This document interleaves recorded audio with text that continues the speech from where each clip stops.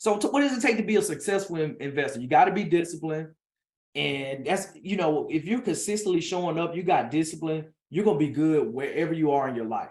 You know, if you're talking about your health, if you're consistent and you got discipline to eat right, to show up in the gym at least 3-4 days a week, and you know, to look at your buy box every morning to see what hit the MLS, to call 4 or 5 realtors every week, and then follow up the next month with them after you add them to your Rolodex.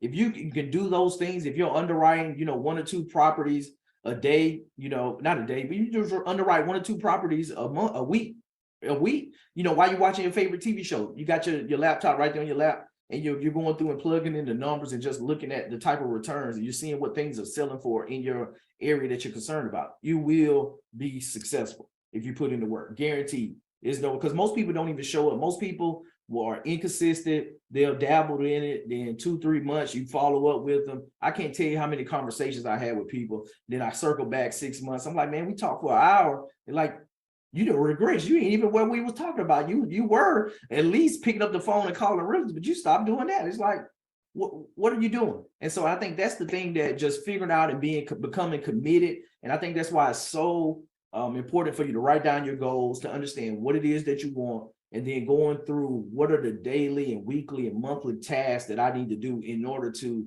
get me to where I want to be 5 years from now. So if I want to have $5,000 of passive income in the next 5 years, boom. Okay, so that means I need to add $1,000 per year of passive income. In my market right now, if I can get $400 of cash flow a month, I need to get probably 2.5 houses a year.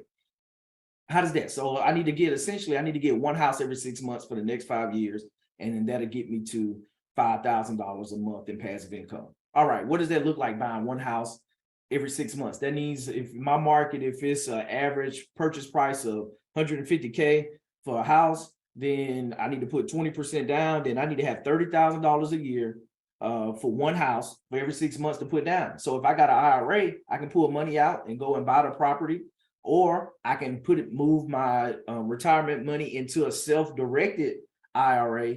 And now my IRA can buy the properties, and then the cash flow just comes into my retirement account. So it's different ways that you can do it. If you want to get the immediate cash flow, or if you want to do it delayed and put it into your retirement account, you can do it.